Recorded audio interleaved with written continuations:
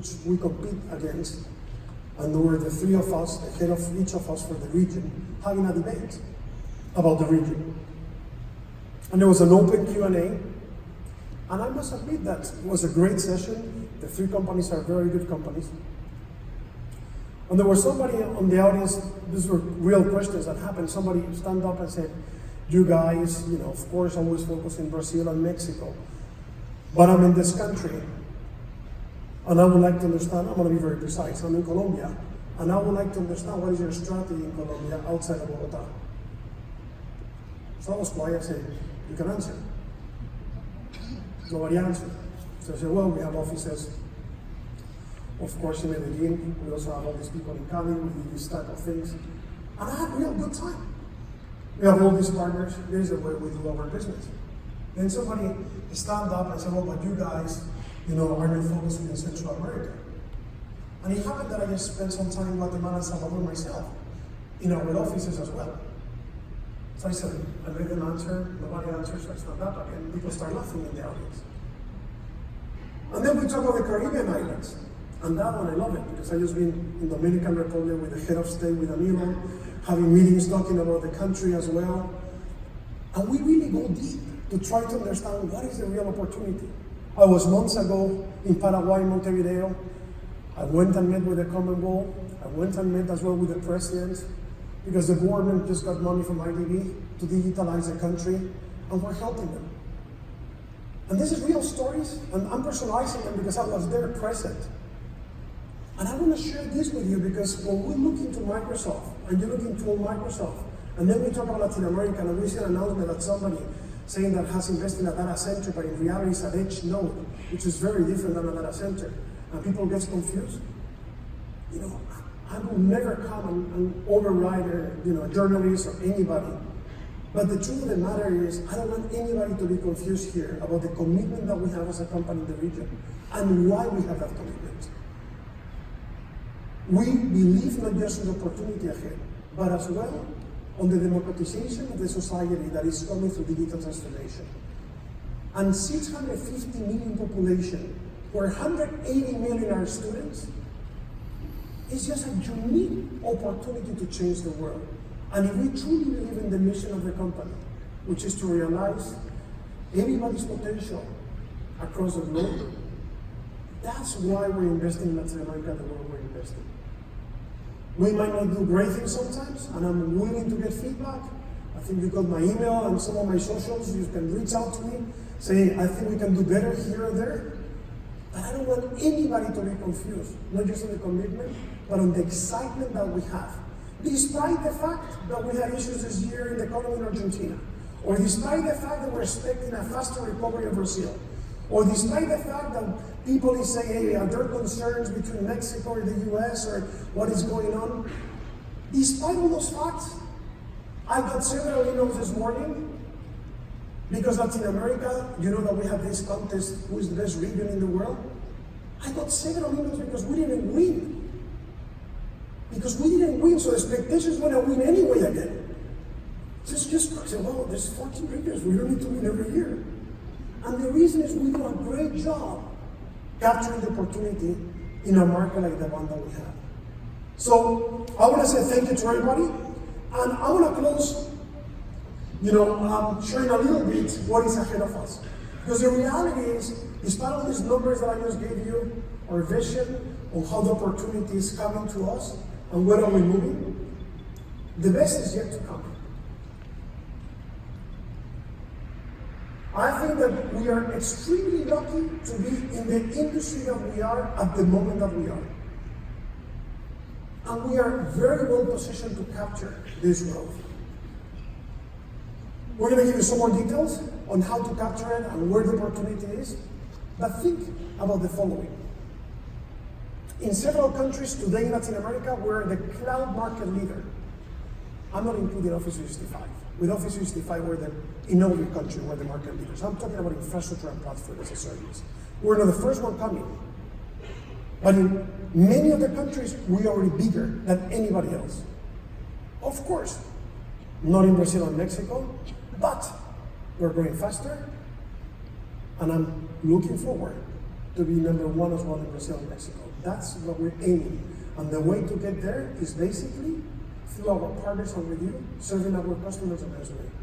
So with that, I'm going to ask Paula Belisa, our Vice President of Latin America, to join me on stage. And as many of you know, Paula used to be our General Manager in Brazil, and now she's the one running the business. So, Paula. Hello, everyone. Bom dia. Buenos dias. Good morning. So I think it's the first time that I'm here with you as the sales marketing operation leader for Latin America, so it's a pleasure. I hope you have been having an amazing few days. I'm going to kick us off after what Cesar just introduced us to, and I want to start with numbers. I know that Cesar loves numbers, you also love numbers, I love numbers, so I'm going to kick us off with some numbers in terms of the size of the opportunity, right? You saw Satya speaking about the 10% of GDP, right, being the high opportunity, and also the real opportunity being the 90%. So I'm going to relate to that as I want to tell a story in Latin America. But the truth of the matter is that according to IBC, today we already have a $5 billion market size for cloud in Latin America. In only 3 years, we are going to almost triple that size of the opportunity. And the question is, what are we going to do to really capture that? I know that you have been growing a lot. We have had a very good year in fiscal year 19. Our cloud mix has been super positive. We cannot share those numbers with you. I love numbers, but I can't. But we have been doing a very good progress. Now, how are we going to be organized together to really make a difference there? And what I want to relate to is some numbers around our powerful impact together. So at Latin America, we are 4,000 people at Microsoft, if you consider all the footprint that we have around the region. We have been present in Latin America, for more than 30 years. None of our, let's say, big colleagues have been present so many years with strong footprint in Latin America. And we are not alone, right? Around you, among you, all the 100,000 partners that Cesar spoke about, I guess, we have 1.7 million people, right? Coming from you, your ecosystem, to really go after the opportunity. And then out of the 7 billion people that we have on the planet, we have 650 million in Latin America, right? That we want to serve, that we want to make sure that we make an impact through technology, right? And this is very, very highly connected to our mission. And I know that you have been seeing this slide so many times, right, in the past few days. But that's true. We are grounded in this mission. We want to make an impact. We want to empower every person and every organization in Latin America, in Peru, in Chile, in Argentina, in Bolivia, in Mexico, in Brazil, in Ecuador, in El Salvador, in Caribbean, whatever is the place around the region, we want to make this mission true. And the only way we are going to succeed is with you. You are the ones making it possible, because we have no arms without you guys, right? So I just want to say a big thank you for everything that you have been doing. I think our collective power has never been so strong as it is today. Microsoft has been into this journey of an ecosystem, right? Since the beginning, we are a partner DNA organization, and our partnership has never been more important than today. So that's a good segue for me to once again ask for a huge round of applause. I think that we already celebrated, but again, I want to congratulate all the winners, all the award partners for fiscal year 29, okay? Well, 19.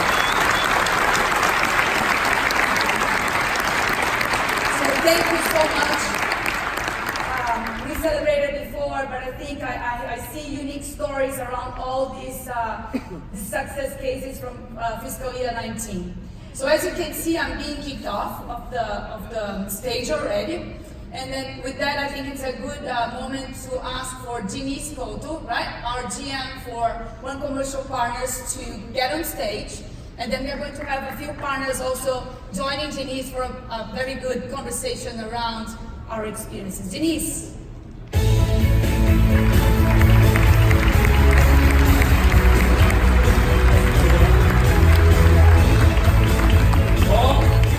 Bom dia, good morning, buenos dias. It's really a pleasure to be here with all the Latin American and Caribbean partners. As responsible for the partners in the region, I feel very happy that we have the room like this, full of you collaborating and working with us.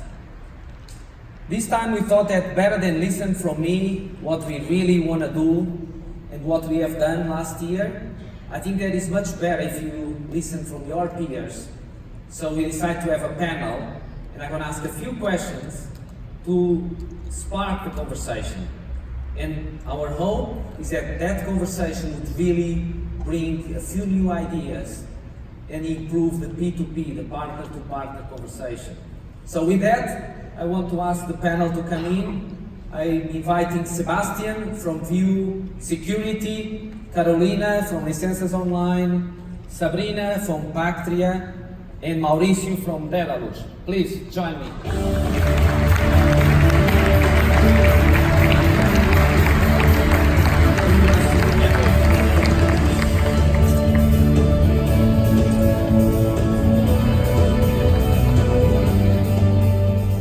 Well, good morning, everyone.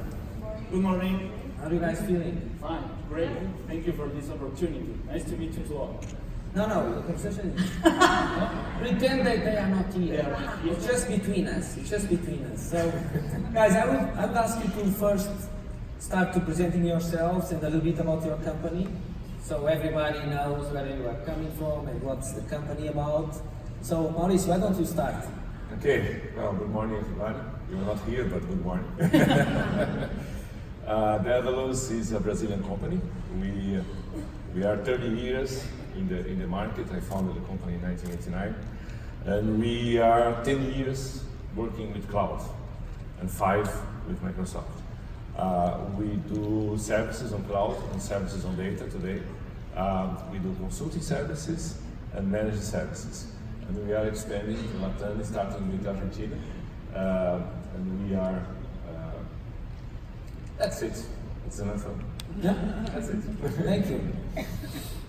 Well, hello everybody. That, of course, we are not here. I'm Sabrina. I'm from Practia.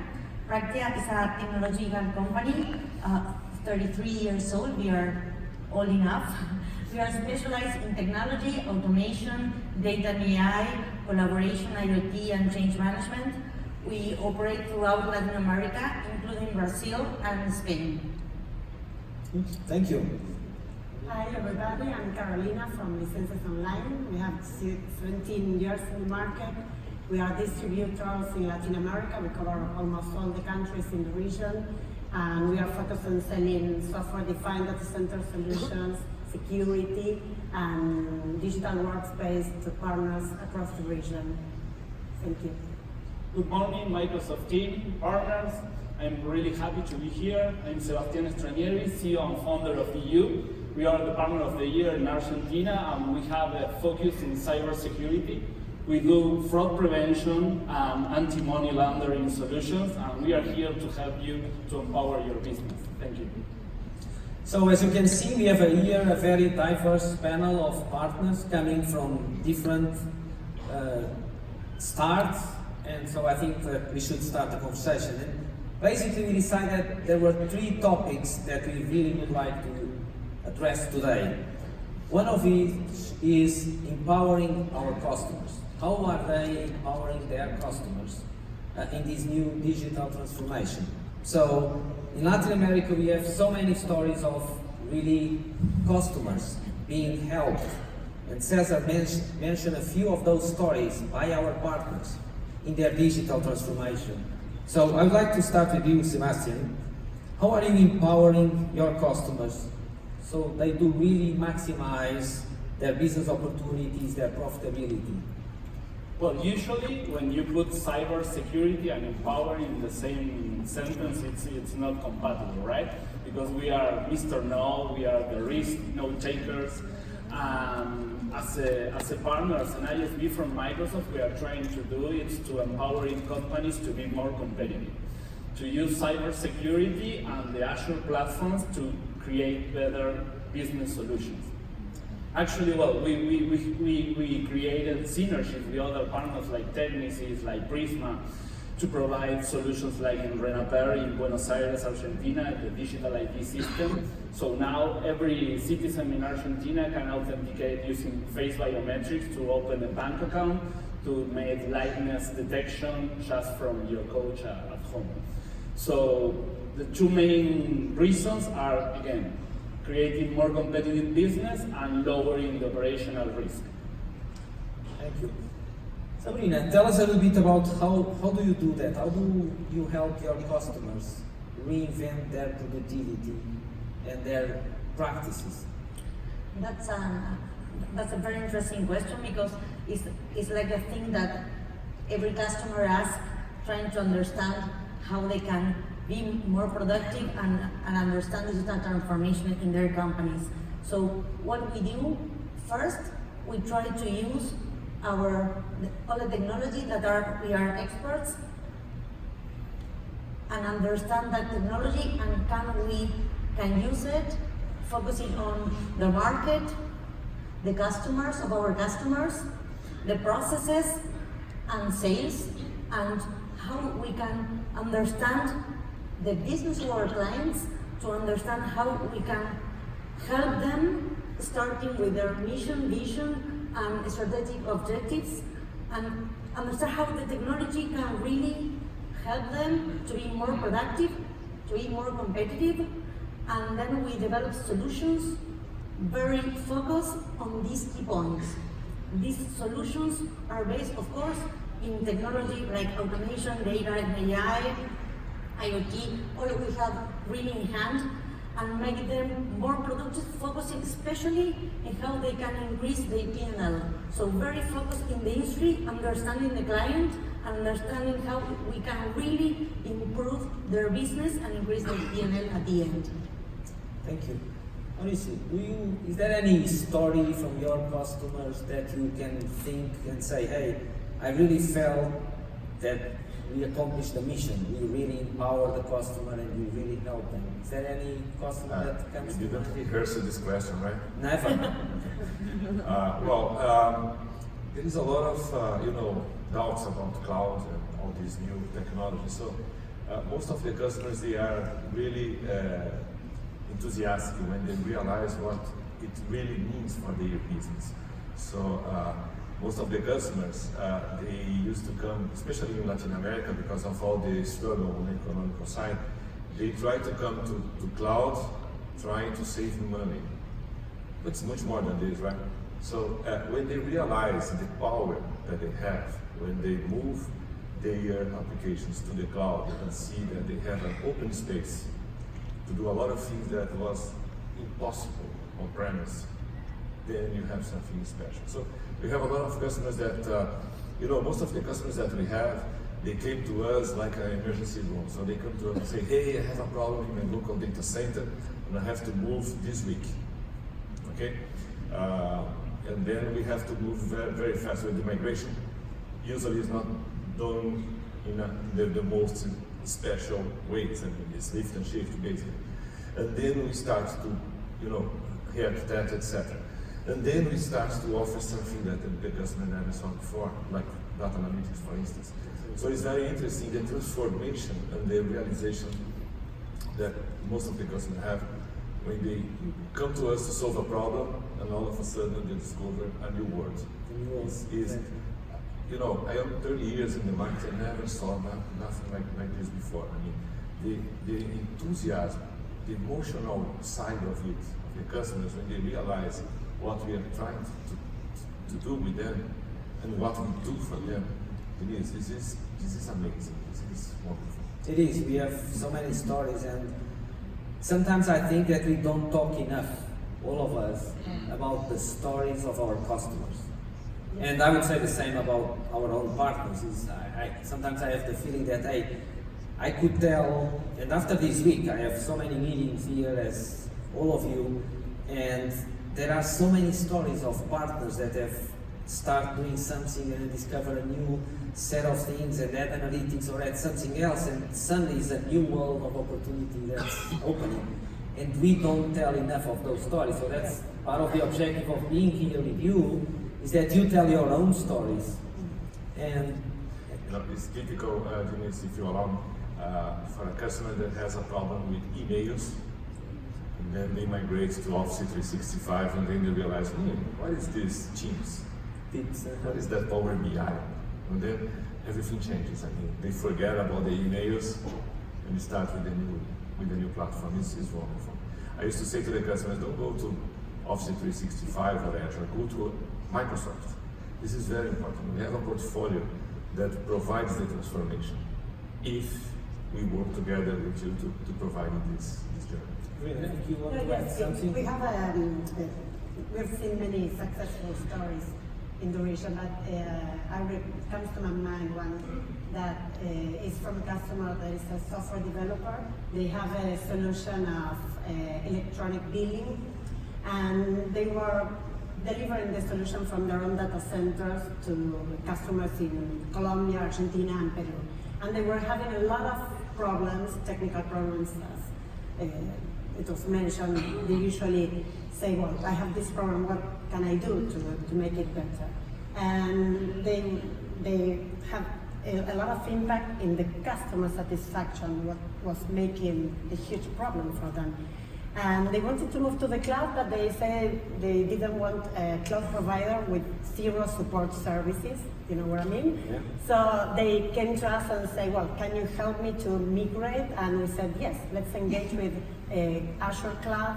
We helped them to rebuild the solution in Azure, to migrate within a month. They were up and running, the new solution, but that, of course, made a great impact in the stabilization of the platform, but also it helped them to scale the business, because now they are delivering services to new markets, to Bolivia and to Costa Rica. So in a way, moving to the cloud not only helped them to improve their customer satisfaction, but also helped them to expand the business.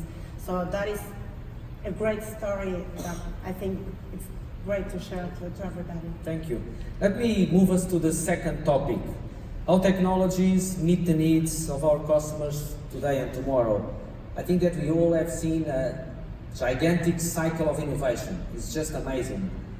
We were just listening to another keynote on how many new things are coming and the speed they are coming, and how much we need to get tech intense and understand them, ourselves, our partners, and our customers. So, Caroline, I will get back to you and ask you, hey, we all know that the digital transformation is a lot more than just a slogan or a business trend nowadays.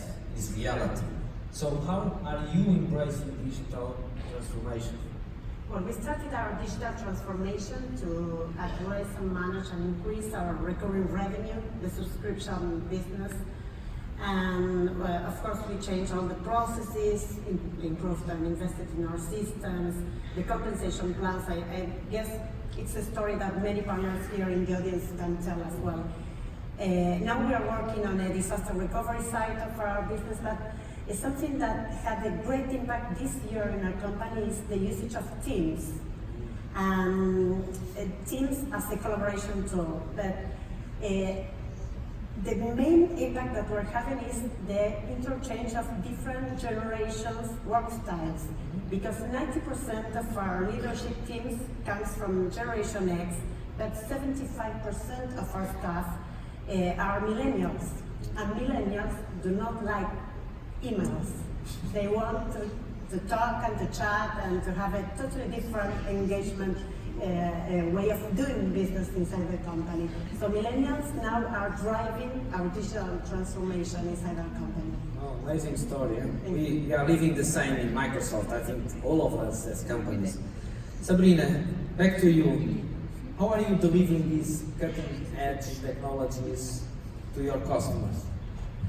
That's a challenge, really, because one thing that's important is that our customers are not contacting us because they want to buy a machine learning.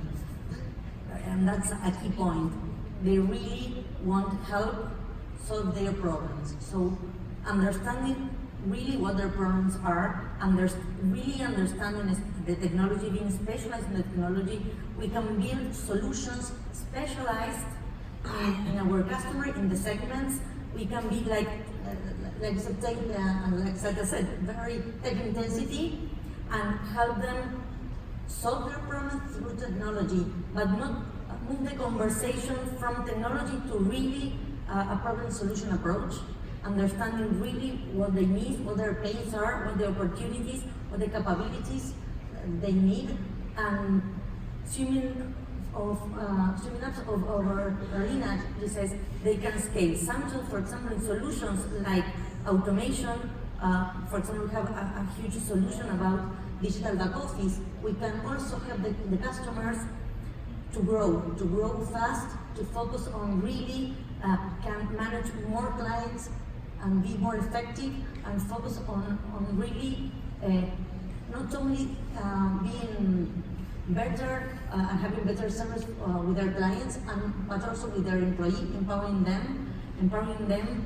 to be focused really on what they really need to do and not repetitive tasks. So things that really are what our clients want, solutions based on their really needs, their capabilities, and obviously they want to increase their P&L. So it's understanding the technology, that they are not really buying the technology, they are buying the value they are receiving through the technology, and that's our focus. So at the same time, can I add something to the no? Absolutely. No. I will do it now. Thank you. Every time that I talk with customers, one of the first questions I ask is, what will happen when you go 100% digital? Because in customer facing, like banks, retail, government, the real challenge is how to re-engage with the user when they opt out. So when we talk about cutting edge technology, what we need to be objective and to help those customers is to create that engagement, to create the spaces, to create a continuous channels relationship with those customers. So I think that if we can create that value in this 100% digital world, we can create real value inside our customer. I think that this is a great challenge to talk about, which will be the next channel, which will the best way to engage with your customer, right? Absolutely. So as you are talking, Sebastian, I'm going to ask you the next question. What is the major challenge in democratizing the digital journey? Wow. How many of you did you use FaceApp these days? Raise your hands. FaceApp? FaceApp, the ones that make you older. Okay? Raise your hand without being embarrassing. Okay? How many of you did read the privacy policy? Almost 5. Almost 9. Right? There is a no privacy policy. In the moment that you take a picture with that app, you lose your face. So in the core node, Brad talked about trust, and I think that you didn't read the privacy policy because you trust. I'm sorry to tell you that was not the case to trust.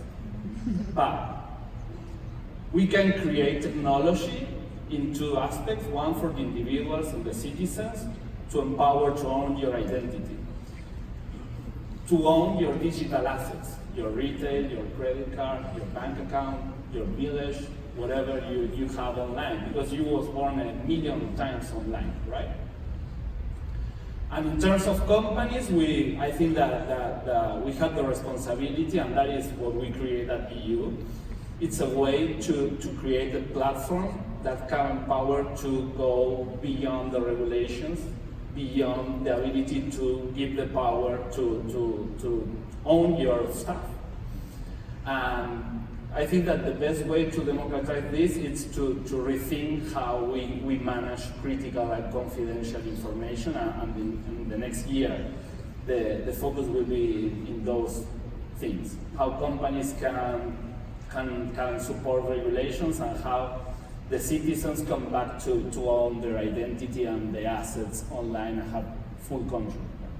This is for us, as you all know, and you heard it from Satya himself and Brad Smith, is a super important topic. Privacy, trust, security. We take it really, really serious. So for us, it's very important that all of us as an ecosystem look at that and talk about that with our customers.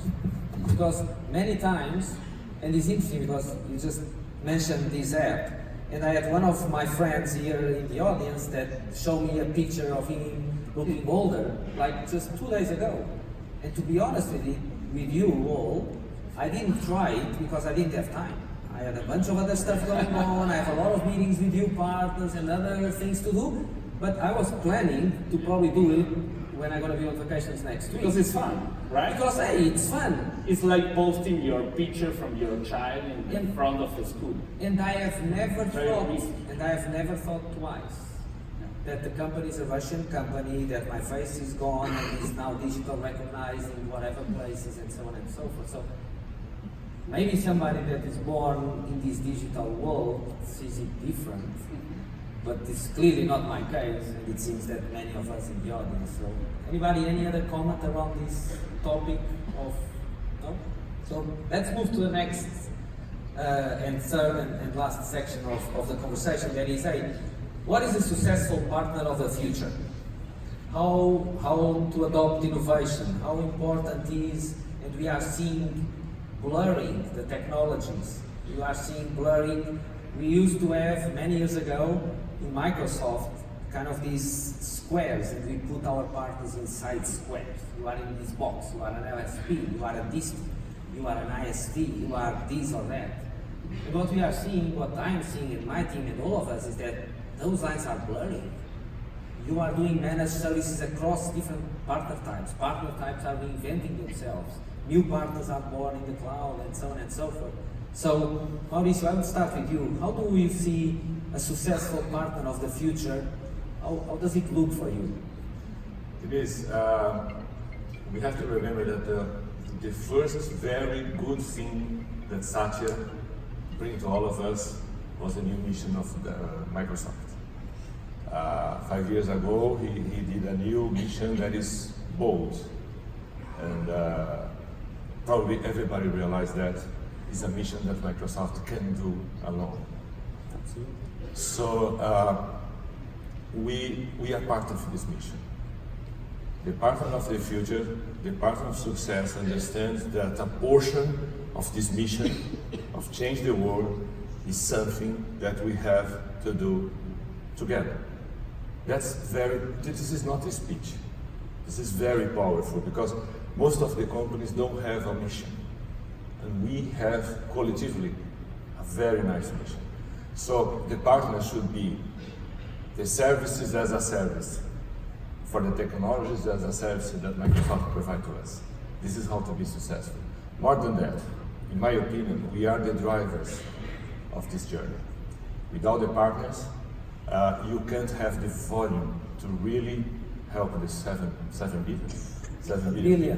billion people. Yeah, planet. so it's a bold mission. So it doesn't matter if it's a distributor, a company like that, or anything else. If you find a place in the mission where you can help, that's enough. You are connecting people, customers, and partners, etc., with Microsoft. And there is a lot of value in this connection. Thank you. Thank you, Mauricio. Carolina, what's your perspective on that? I can tell you what I'm seeing now and connected to yesterday's keynote. Many partners with managed service providers that are selling managed services are now building developers unit team inside their companies. So it's a different skill. It's not the traditional system engineer that we all have. It's a developer's one in order to connect their on-premises solutions to the cloud environments, to build the connectors, the scripts, and everything needed for the operational thing. So it's a more like a DevOps approach inside the partners. So it's something that I'm seeing more And it's challenging for everybody to see that we have to open the way that we are selling and delivering the services to the customers now. Yeah, in some way I see that very connected with the tech intensity that we have been talking about. To say, hey, we need more people on DevOps, we need more technical Absolutely. people really helping our customers, because the conversations are becoming so much more technical. It's impressive because you state a few things and then the next few questions are a lot deeper than they used to be. So that's really what we are also seeing when we talk to our customers. What's your perspective, Sabrina, on this partner of the future? How the success looks like? I think in a way that the partner of the future is a very close partner ecosystem. That we work together closely in a more related way to develop more integrated, more strong, bigger solutions to our clients, focus in their industry, their business, and their really needs. So I think that the future is putting all together and working really together, not only with Microsoft, but between partners. And I think that's the future I'm seeing. Well, it's good to know, because that's so aligned with what Microsoft and what my team and all of our teams across the region and across the world are really driving to do. That is saying, hey, how can I find a partner that has this great solution or this great thing and connect with this other partner that have this need in a different place? You just heard all of you are saying that, hey, I was in Israel and I meet a lot of ISVs. Well, the thing that you don't know is that the result of those meetings and all those visits that he did in Israel landed in my inbox on a bunch of emails saying, why don't we get this partner? You need to talk with them, know them, connect with them, bring them to Latam. And that was just great, because it happened. It allowed us to get new solutions, to connect with you partners, because you are the partners in the region. You are the ones that know the customers. You are the ones that have the contacts. So when you bring a solution from Israel or from the US or from other place, it's through you that ideally those things happen. So for us, that's a concrete thing that we really want to do and spark in the ecosystem. And I think that we have been improving significantly in the last years, as this becomes so clear for us as a way to really help the ecosystem and all of you. Sorry. So, Sebastian, you were waiting. I was waiting. Okay, so it's coming. Tell me, what's your A perspective? good reputation partner. And I know, you're going to say, hey, Sebastian, it's too Black Mirror, but one day, all your applications and your technology will be in the Azure Marketplace. Right? Yeah, absolutely. Now it's too hard to a customer to talk each other, to know about how you deliver. And I think that it will become more important every day if you are consequent between what you say, what you think, and what you think. And reputation will be the leader in the next 5 years in terms of cloud delivery. And the other thing that I think about the partner of the future is the ability to create an ecosystem. Because now we made go-to-market actions that are really good in teams, but when the customers go directly and directly choose from the marketplace without asking anything, you have two problems. The problems of the business that you didn't get it, and the problem that when you really got the business and you don't have the correct partner to help you, because that business was in Thailand, right? Yeah.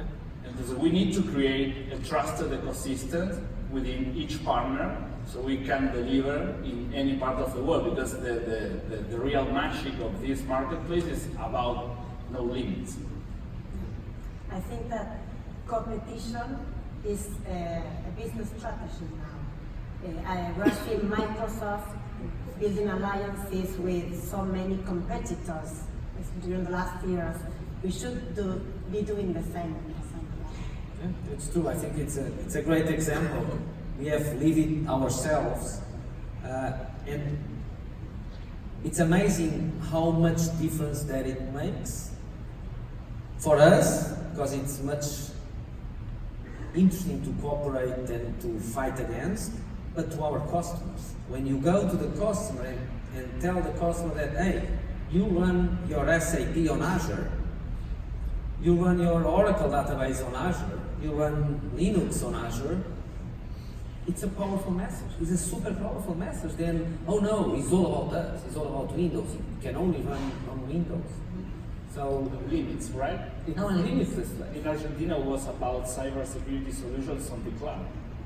No confidential information in the cloud. We together put the first band working with Azure in Argentina. So it's about the engagement with the customers and how you build trust.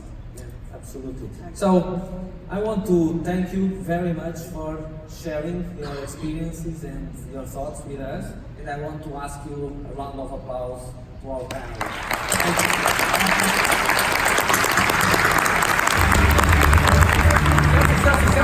Selfie. Come on.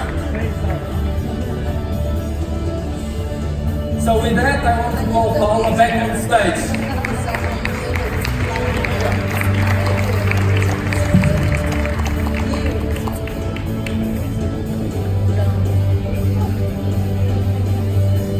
Okay, so another 30 minutes and they're going to be finishing here.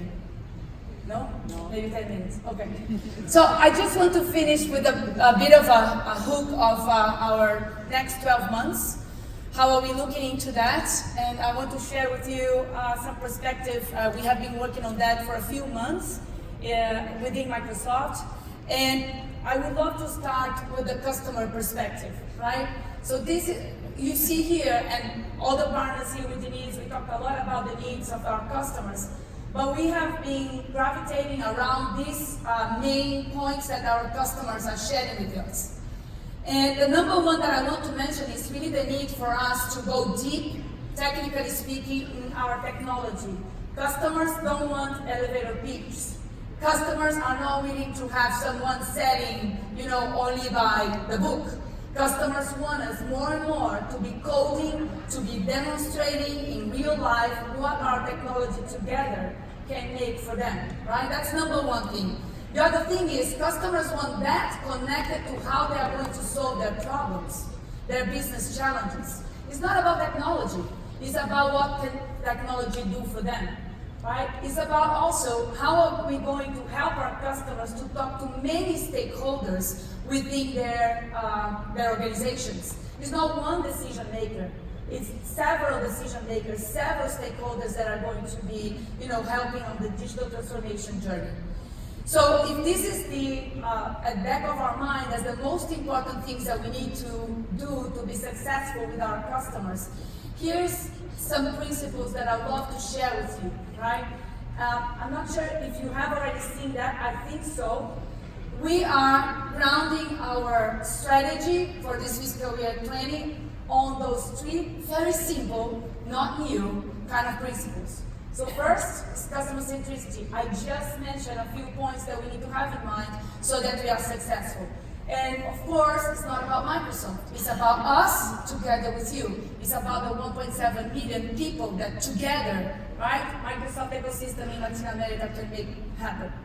It's about simplicity. And I want to share with you that in our session, a smaller session that we had with Satya, I actually made that question, right? And it was interesting, and I want to share with you what Satya answered back to us. So he said, we need to acknowledge that we are a complex organization. We are not one solution area. We are 5 solution areas, right? And we have a Facebook within Microsoft, right? We have the size of data centers across the globe. We have, a Salesforce within Microsoft. We have the apps and infra, we have data and AI. So yes, our nature is more complex than the average of the industry. However, together we want to go for a next level of simplicity, right? In the processes, in the way that we do business, because we have been listening to the customers about, it's hard to make business with us. So this is one journey that we are going to take seriously together. I think on the OCP, on the partner organization, we are going to have better systems and processes to help you right, work towards navigating towards our internal journey. It's not going to be perfect, but we are going to improve on that. And the third thing is tech intensity. You saw the formula, right, that Satya showed on main stage. Is about how deep are we going to go in our organizations, within Microsoft, within you partners, and within our customers, about going to the next level of technology understanding and being able to capture the opportunity around that. I'm going to speak a little bit more about that. And on your side, we have this organization, which is the Partner Tech Team, that is there to help you go deeper in our solution areas and being able to have architects to help you, technical people in each one of the pre-sales of solution areas to help you build the solutions and also sell with us. Okay, so Denise can share more about that, but we have around more than 60 technical people that exist in Latin America that can swarm around your opportunities, your projects, your customers to help you be successful. So if those are the principles, what are the key priorities for us in fiscal year 20? They are not completely new, which is good news because we are not changing the strategy, right? We are going deeper in the same strategy. However, there are some things that are specific to us. The number one thing that I want to say is we are making progress on teams, but not enough. Not enough. We need to help our customers modernize the way that they work. And whatever customer that is using Teams, it's absolutely satisfied. It's a complete new experience. And we have the responsibility to show that to them and move them away from the old email alone way of work. And in Latin America, we together are doing a good job moving customers to Office 365, but not so good job for the better experiences that we have around E385, therefore security. So I think we have an amazing opportunity around that, and we want to partner with you, right, to make that happen. I'm going straight to ACR. You probably have already received your objectives, right? Or you understand how much you or we collectively need to grow in ACR. My fear with Cesar and the leadership team is that whatever targets we have, whatever objectives we have together, 1.7 million people, it's not going to be enough for us to leapfrog the transformation that we want to have in Latin America. There is one thing that Satya shared with us when he visited Latin America in February this year, which was the transformation and the velocity is happening everywhere. So there is not a difference between what is happening today in the US versus Europe versus Latin America versus Asia. So it can happen here. So the only thing that is separating us from future success is our execution capacity. I haven't heard from any of you that I've met this week that we need to generate demand. I haven't heard that one single time. What I heard is, help me capture the opportunity. So we need to work together to really capture the opportunity on Azure consumption. And success is being measured, of course, by the number of projects that we deliver by customer and the consumption of cloud that happens towards those projects. Now, I want to acknowledge one of the feedbacks that I received from you, which is sometimes us, Microsoft, we are still a little bit protective of our customers. And that's something that we will work to change. And we want partners to be the extension of our organization in terms of the pre-sales, and the CSU, and the way that we are going to serve the customers. In the past, one partner to one customer made a good progress, right? Used to make a good progress. Now, we need many of you around the customer to help them on their transformation. So we also commit to, make a faster progress there. We have strategic accounts, right, in every one of our customers, and we have a huge greenfield in SMB through our CSP engines, let's say, model. So in a simplified way, without numbers, this is where you're going to see our team's focus for fiscal year 20. And then one very important thing that I want to double click on is about what we are going to do on skills. We are not starting right now. We have started in this past quarter. And for every customer that we presented the opportunity to do something to train their technical teams, this was a huge success and was hugely accepted by those customers. So what we want to do is we want to scale with that, and we are going to have a team, an internal team at Microsoft in every region that is going to take care of that in 3 main areas. One, skills for our customers and partners. So this is coming your way as well. And we started ourselves. So we started a huge motion to train 100% of the employees at Microsoft starting last quarter. And we are going for certification for all our technical roles at Microsoft. This is going to be a requirement. And even, any executive at Microsoft will have to go deeper in technology. So among us, a few of us are already certified in Azure, in Microsoft 365, in Dynamics 365, and I know it's not easy. Exams are tough, and I'm not going to commit. Once I get mine, I'll let you know. And the other thing that is big is we want to make an impact on our society around AI. And I think Satya also mentioned that, which is about not only having more customer computing engineering being, outside of a university, but is to make sure that across our society, more people are ready to deal with AI, right? Across all disciplines, across all areas of society. So you see that we are going to double down on efforts through the plans that we have in every country to make that happen, partnering with government institutions, with entities, local entities, and our partners, like you. If you have interest, let us know, and also the local customers. So this is going to be huge, and it's a strategic effort. So I just want to help us close with a quote from our CEO, which is, Microsoft is and have always been a partner-led company, and never before this was more true than today, right? We need you, and we are together. Hopefully when we're meeting customers, it will be hard for them to understand who works for Microsoft, who works on a partner. Hopefully we get there. That's going to be a good sign that we are doing the best to serve our customers. So this is great. And then with that, I want to wish us all an amazing fiscal 20. We are looking forward to celebrate the big wins 12 months from now. And then again, on behalf of the entire team of Microsoft Latin America, big thank you for everything that you do. Okay? Thank you.